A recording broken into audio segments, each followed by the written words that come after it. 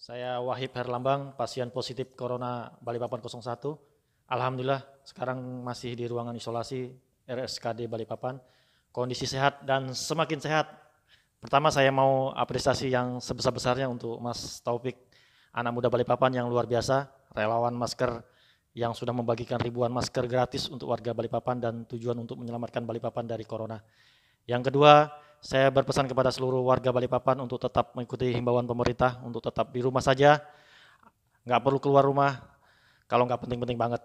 Dan kalaupun harus terpaksa keluar, pakai masker dan sering-sering cuci tangan. Dan terakhir saya mendoakan warga Balikpapan dan sekitarnya dan Indonesia pada umumnya, semoga tidak ada lagi yang positif corona. Amin. Dan semoga warga Balikpapan saling support dan saling dukung bersama Kakak Taufik untuk selamatkan Balikpapan dari virus corona. Amin ya rabbal alamin. Wastafil khairat. Assalamualaikum warahmatullahi wabarakatuh.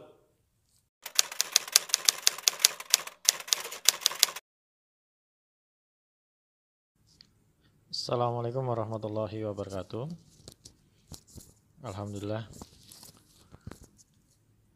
Nama saya Muhammad Wahib Herlambang. Saya pasien COVID-19 yang pertama BPN 01 Balikpapan. Pertama-tama saya ingin cerita dan share tentang awal mula saya terkena dan sampai posisi sekarang. Jadi memang ceritanya memang pasti akan berbeda-beda antara pasien satu dengan pasien yang lain. Nah, untuk saya sendiri sebenarnya saya nggak tahu juga apa virus ini kenanya di mana, ya kan? Karena barang ini tidak terlihatan, virus ini tidak kelihatan, maka kita juga nggak bisa meraba-raba.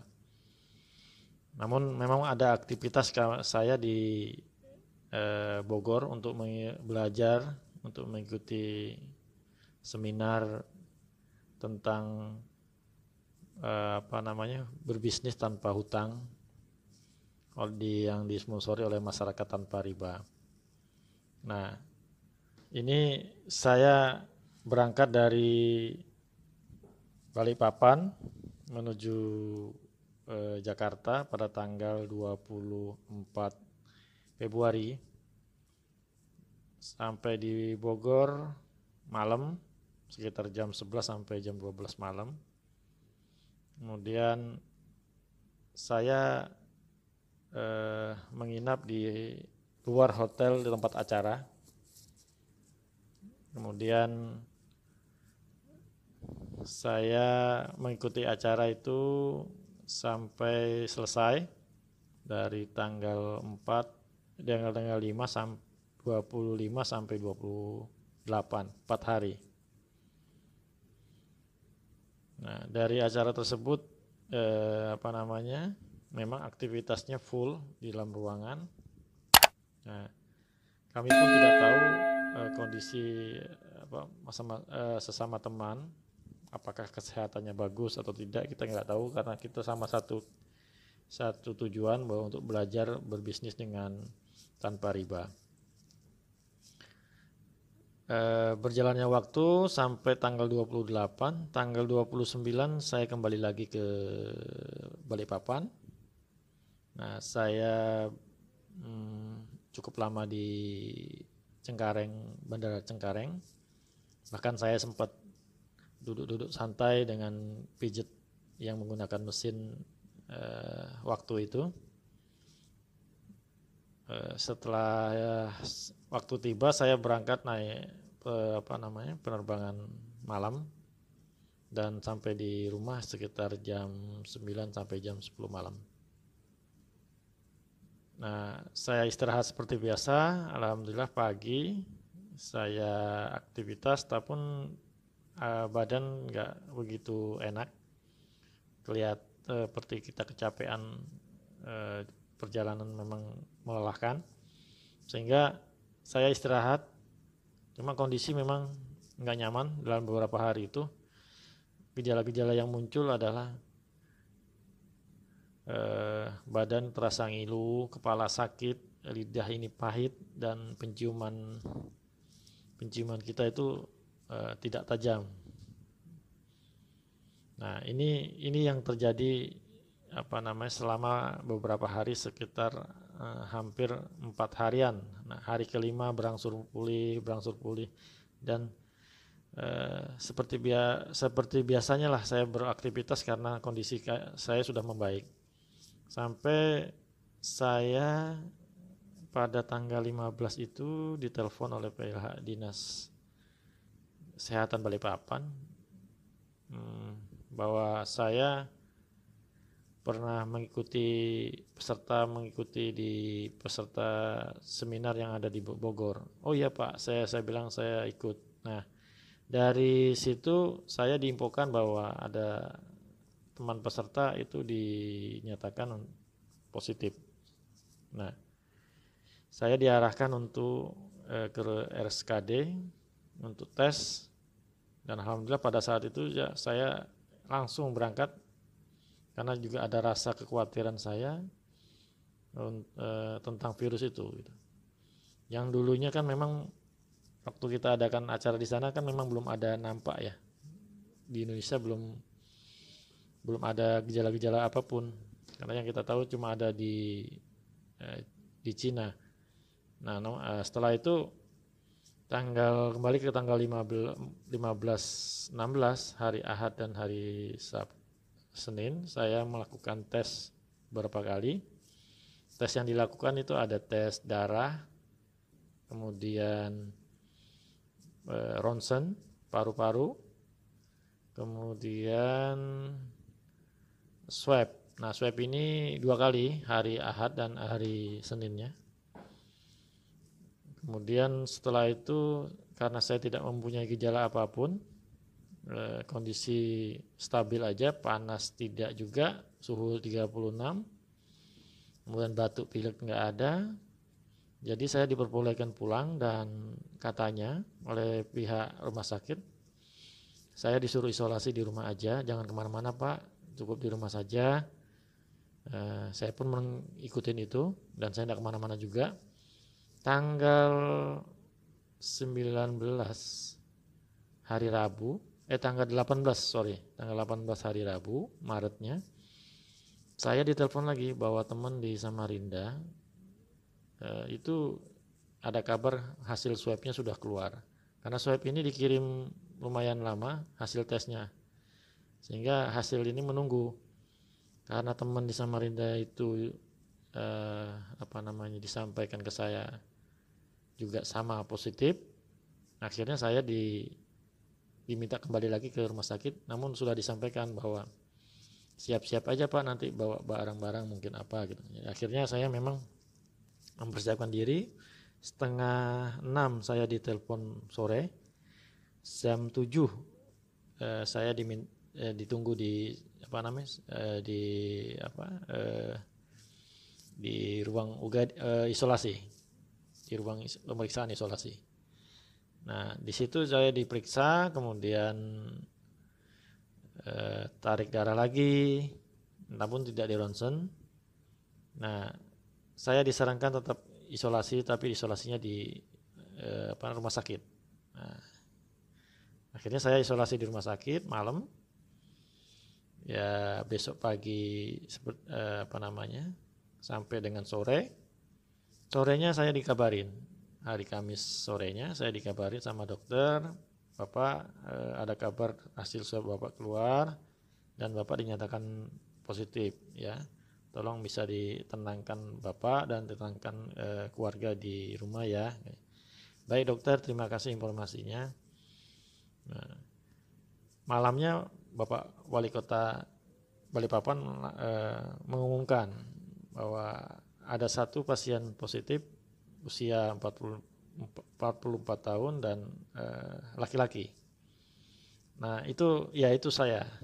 Jadi saya ada rasa lega dan rasa gitu, bercampur aduk lah, seperti gado-gado. Merasakan bagaimana ternyata saya yang apa yang saya rasakan dengan apa yang saya bayangkan itu memang bercampur aduk. Tapi kembali saya di support terus dengan teman-teman juga bahwa secara mental saya terbantukan. Nah, memang saya serahkan sama Allah apapun bentuknya, karena ini saya yakin adalah takdir qadarullah yang harus saya lewati, karena memang itu adalah sudah ada garisnya dari Allah. Nah, itu yang saya yakini, bahwa saya merasa tenang setelah itu. Saya merasa tenang, saya rasakan bahwa oh, memang Allah sayang sama saya. Allah sayang sama saya sehingga saya diberi seperti ini. Nah, saya berbaik sangka sama Allah, dan saya alhamdulillah selama di isolasi saya banyak hikmah yang saya dapat. Saya bisa aktivitas juga di sana, walaupun memang dalam ruangan yang kecil gitu. Ruangannya nggak begitu besar, mungkin sekitar ya 3x5 lah, seperti itu ya. Fasilitas ya ada beberapa, cuma sebenarnya jarang sih saya menggunakan TV, lebih baik saya menggunakan yang lain. Kadang saya komunikasi dengan pihak keluarga gitu kan, pihak keluarga lewat video call bareng-bareng ya. Nah, karena kan ada terpencar-pencar ini keluarga, anak-anak saya ada yang di mana-mana, jadi akhirnya saya teleponin semua, dan alhamdulillah kita komunikasi walaupun jarak memisahkan, tapi tetap kita terkumpul juga gitu. Nah, ini yang menjadi penghibur buat saya. Kemudian ada satu lagi aktivitas yang sering saya lakukan. Saya selalu mengabari kepada teman-teman saya yang akhirnya juga memeriksakan diri, karena mungkin ada salaman teman saya waktu itu, saya ingat-ingat siapa gitu. Kemudian pernah cipika-cipiki sama saya begitu. Biasa kan kalau kita ketemu dengan orang-orang yang akrab, nah kita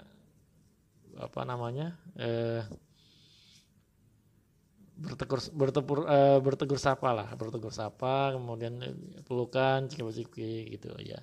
Alhamdulillah, itu pun saya nih sebenarnya rasanya nggak nyaman sih ya. Makanya selalu saya hubungi kepada teman-teman saya yang itu, dan mereka akhirnya juga kita support bahwa kita harus tes tuh, jadi tes. Saya khawatir nanti saya menzalimi orang-orang yang saya sayangi ya kan, warga di rumah dan teman-teman sahabat-sahabat saya yang ketemu setelah saya dinyatakan positif. Saya baru tahu, nah akhirnya kan saya coba hubungi. Nah, saya sih minta mereka untuk periksa juga gitu, untuk tes juga gitu. Alhamdulillah beritanya semua hasilnya negatif gitu. Nah, jadi ini menjadi hikmah yang terbesar buat saya, bahwa oh iya, cukuplah saya, jangan sampai saya bisa menularkan ke orang lain. Nah, ini hikmah yang terbesar buat saya. Hikmah berikutnya, saya merasakan bahwa silaturahmi dan doa serta support dari teman-teman itu sangat luar biasa. Sahabat-sahabat saya yang lama pun memberikan support gitu. Walaupun kadang lama tidak komunikasi gitu. Tapi karena entah dari mana informasi itu menyebar, saya akhirnya bisa berkomunikasi lagi gitu. Alhamdulillah. Ya. Terus aktivitas berikutnya ya berolahraga ya, karena memang saya senang berolahraga. Saya dulu atlet dan pelatih PON Kaltim cabang pencak silat. Tentu saya juga memahami bagaimana menjaga kondisi tubuh. Nah, makanan dan minuman sehat ya kan, kemudian harus diimbangi dengan olahraga juga, sehingga sirkulasi darah bisa lancar. Nah, itu ya saya akhirnya iseng-iseng juga buat video gitu. Buat video tentang aktivitas saya gitu. Daripada jenuh ya, karena di ruangan itu jenuh ya, akhirnya saya buat video ya, durasi nggak panjang-panjang lah, 1 menit 2 menit. Saya kirimin ke teman-teman saya itu. Saya kirimin semangat, karena informasi di luar itu memang mengerikan juga. Jadi berita-berita yang mereka dapat kan akhirnya oh gini ya, saya kirain gini. Jadi akhirnya mereka kan merasa ketakutan gitu. Jadi saya kasih semangat, salam isolasi saya bilang dari saya gitu, saya kirimin gitu dengan apa namanya canda-candaan gitu. Nah akhirnya ada beberapa teman yang bilang boleh nggak saya share nih biar untuk penyemangat teman-teman di luar gitu. Nah kondisinya kan sekarang lagi panik, lagi stres. Nah coba di ini, silakanlah saya suka aja. Siapa tahu ini juga bermanfaat. Bismillah saya bilang gitu. Nah alhamdulillah eh, kok banyak yang nonton gitu. Setelah diupload di Facebook, di IG, ternyata banyak yang nonton. Nah akhirnya dari nonton itu pun akhirnya hikmahnya juga ada gitu. Hikmahnya ya itu tadi, jadi teman-teman yang lama yang nggak pernah ketemu, eh, apa namanya, mencari tahu saya gitu. Oh ini Pak Wahib gitu bilang gitu. Ya Mas Wahib ini ya akhirnya itu komunikasinya jadi nyambung gitu ya. Ada hikmahnya di situ. Nah dari perjalanan itu memang ini kita apa ya, kembali kepada di awal-awal saya dinyatakan positif itu memang sangat luar biasa tekanannya. Ya ini perang mental menurut saya ya. Kenapa perang mental? Karena ini tingkat stres tinggi. Bayangin eh, rumah saya divideoin sama orang. Ini loh rumah yang kena virus gitu. Ya Allah saya bilang. Apa motifnya juga saya nggak tahu. Kemudian dikabarkan saya kritis, saya meninggal. Waduh, ya bilang nih. Kemudian saya dikirimi lagi ada foto ini loh ownernya roti gembong gitu ya. Ownernya roti gembong itu usaha saya. Jadi roti gembong itu usaha saya yang saya rintis gitu, roti gembong Kota Raja. Ini loh ownernya roti gembong. Nah, coba fotonya itu fotonya istri saya atau fotonya saya, mungkin nggak ada masalah ya. Tapi ini foto orang lain yang di sekitar tempat saya tinggal, itu yang katanya yang kena gitu. Ini loh, ini sampai dilingkarin. Akhirnya orangnya juga kan nggak nyaman gitu. Nah akhirnya juga saya bilang sama istri saya, klarifikasi aja tuh sama orangnya biar nggak usah sama media, nggak apa-apa sama orangnya aja.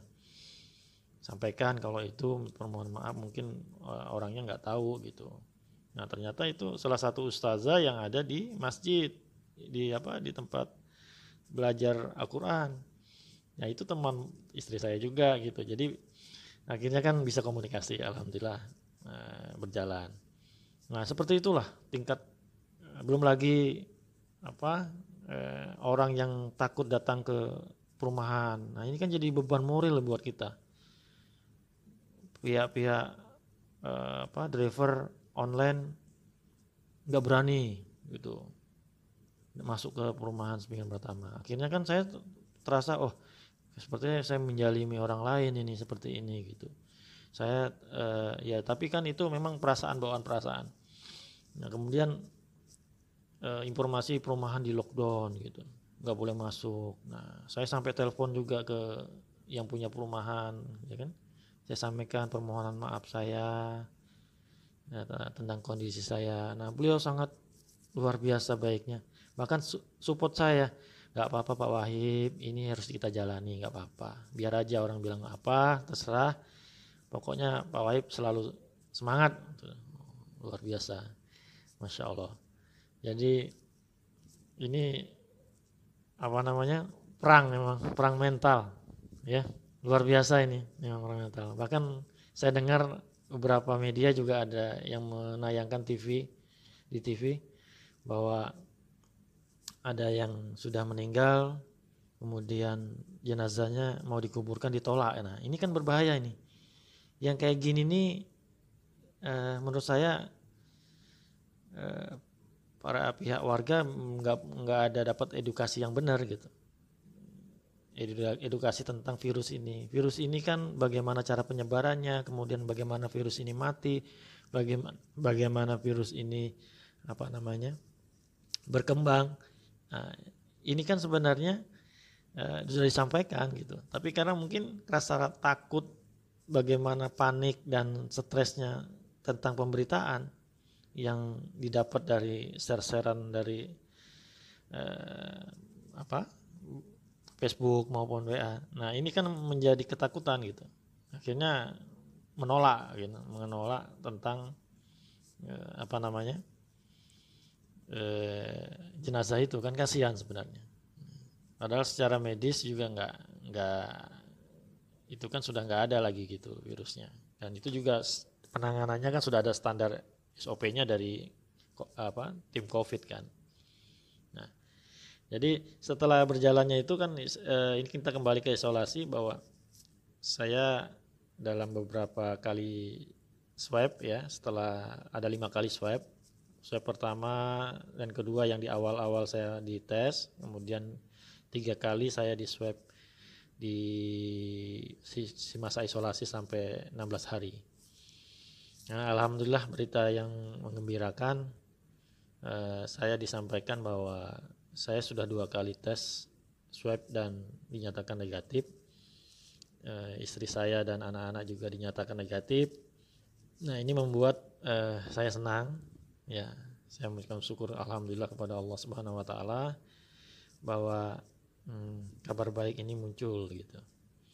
Nah, saya mempersiapkan diri lagi bahwa memang segala sesuatunya jangan takut kita lalui gitu ya.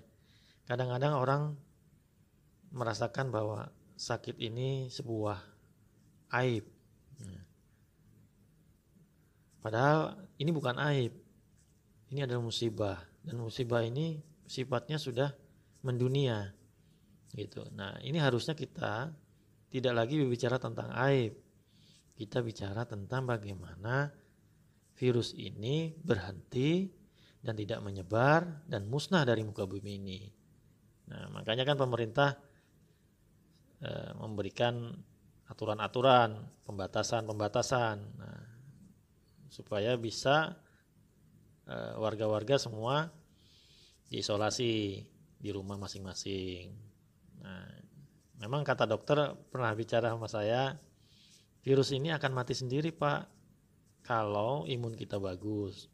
Kemudian dalam masa inkubasinya itu sudah mencukupi, mungkin sekitar 14 harian lebih katanya. Nah, virus akan mati katanya. Dia akan kalah dengan imun kita.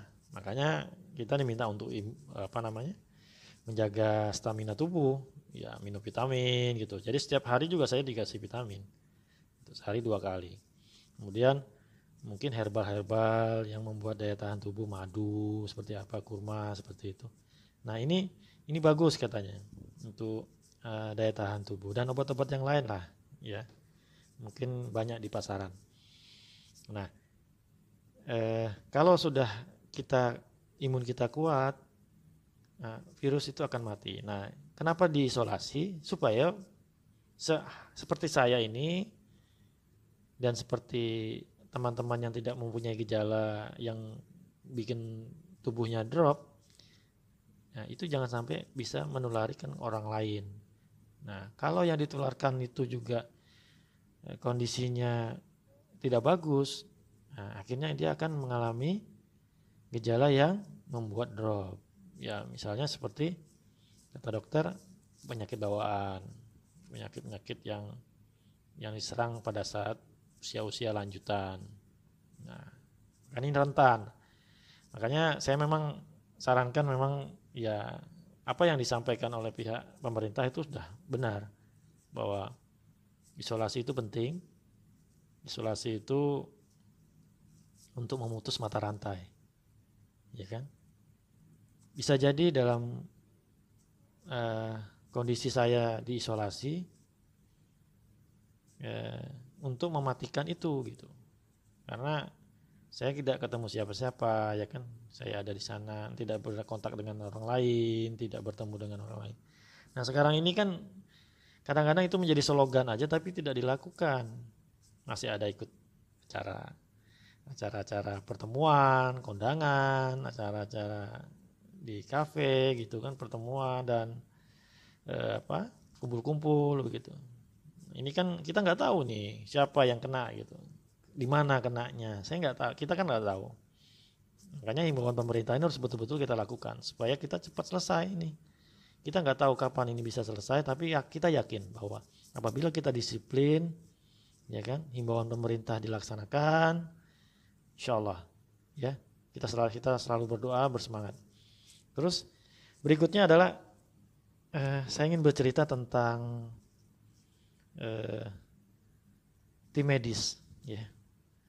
Tim medis, tim COVID yang ada di RSUD Balikpapan yang saya rasakan, beliau memang dokter dan perawat serta tim-tim COVID yang lain itu luar biasa perjuangannya. Saya memahami itu dan saya merasakan bahwa saya selalu bercerita kalau saya diperiksa, karena kan kalau periksa dia mereka akan menggunakan alat pelindung diri ya, yang matanya kelihatan saja gitu. Wah, bagaimana kondisi di dalam gitu.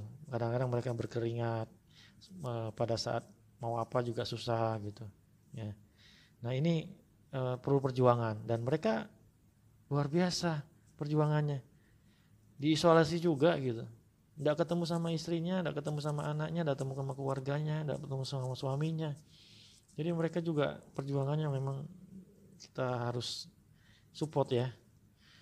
Kita bantu doa kepada teman-teman di sana. Saya bahkan bercerita kalau setiap saya diperiksa, saya selalu ngasih semangat. Semangatnya Pak, semangatnya Bu, kita sama-sama berjuang. Gitu. Saya selalu sampaikan pesan positif itu kepada mereka-mereka. Terima kasih Bapak, terima kasih Ibu.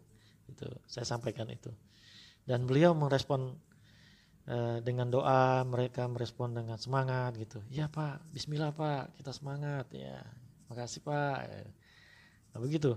Jadi kita memang perlu dukungan sesama gitu, perlu dukungan. Nah, terus berikutnya